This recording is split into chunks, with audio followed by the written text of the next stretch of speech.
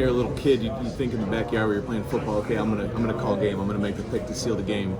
When you actually do it in a national championship, what was that like?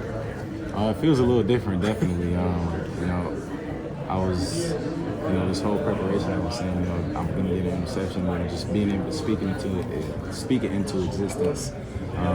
That's what we do. We speak things into existence. We wanted to be the number one defense in the country. We spoke that into existence. The number one team, we spoke that into existence. I didn't catch my breath after that pick six until probably 5 minutes after the game. Like, I was gassed. But, the emotion, I got up so slow. I saw Coach Minter right there on the sideline waiting to give me a hug. It just felt, it didn't feel real, you know what I mean? But it happened, so. Might be kind of a ridiculous question to ask, but like you just said, it didn't feel real. Has it kind of sunk in at all that you're a national champion? It's definitely starting to, little by little. When you have big plays like the interception, or even just like that hit that you had to save to force the punt, what kind of has gone into that? Because it seems like all season long, you are the one that gets those big plays. Like, you set that tone. What's kind of gone into that? Just trusting in, the call, and just doing my part of the defense, and just, being where I need to be.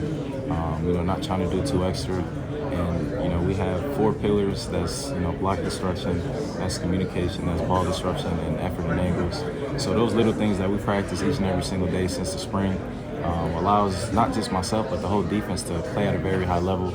And, when you do those things, those daily habits that you create, you're able to fall back on in those key moments. And, that's just everything that shows up when it needs to.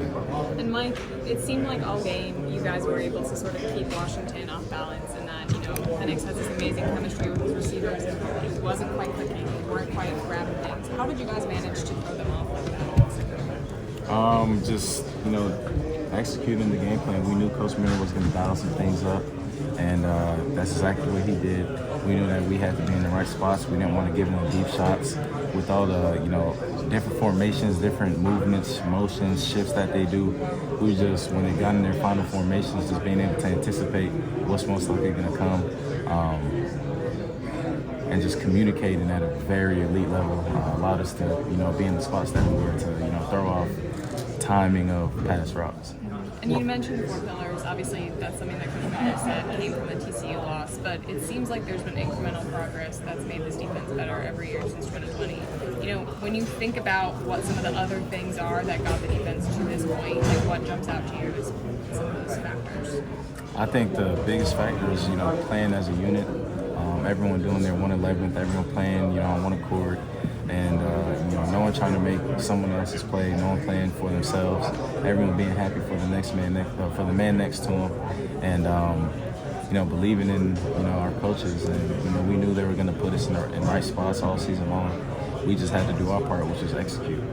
When you look back at how things ended last season, was there a point this season where you kind of felt like this is a team that maybe has a chance to win it all?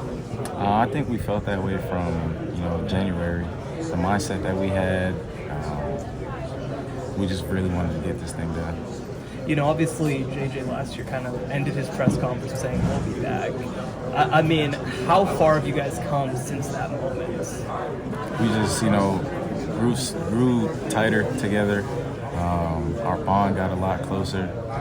We all love each other. Our coach loves us. We love our coach. And I think that's really just the main recipe of, why we are who we are. What did you guys learn from your 2 runs before that maybe helped you this time around? Just start fast, play fast when, these bigger games come about, and, capitalize on the mistakes and, make more plays than the other team. Did you guys have a little extra motivation? Hold on, no, she was nice. Thanks. When you think back about where you guys were in 2020, obviously it was a weird year for everyone with people opting in and out. You guys only win 2 of your 6 games. Have you had time to reflect on how far this team collectively has come and what your journey has been like at Michigan? I haven't, personally reflected on it myself, just because I like to be where my feet are. We know what happened in the past from 2020, 2021, 2022. And we just use all of that as motivation to push ourselves every single day, reach different limits. And, put ourselves in great positions to do what it is we do tonight. Did you have a little bit extra motivation coming into this game, just hearing all the hot takes about what Michael Penix and that Washington passing attack we're going to be able to do to you guys? Definitely, but at the end of the day, it's not about what they do, it's about what we do. We believe in ourselves. We are the #1 defense in the country, and we just wanted to prove that once again tonight. And now that the season's over, your career is over at Michigan, you guys have cemented your own legacy here. The culmination of winning it today, have you had a chance to see where this team stacks in the history and their legacy at the University of Michigan? We're the first team to go 15-0, so I don't want to say we're better than the other guys, but I think we're right up there with them. You guys all pledged, half dozen of you, maybe more, to come back and win this. And a lot of teams do, and it's a great pledge, but maybe they cut them short. What does it mean to you that you guys actually achieved it when you came back? It means a lot. That's what we dedicated coming back to. And I don't think that those who stay will be champions could be more true than it is right now.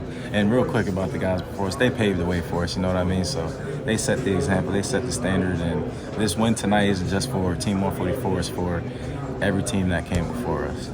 There was a great clip after, I think, the Big Ten Championship where you said 97 were coming after you, and they kept playing it on the Big Ten Network. Talk about catching up to those guys. And John Jensen told us the night before it might have been 2 days before we played Alabama. He said that, as great as it is to be a national champion on the 97 team, he's tired of, people bringing up that that's the last team to win.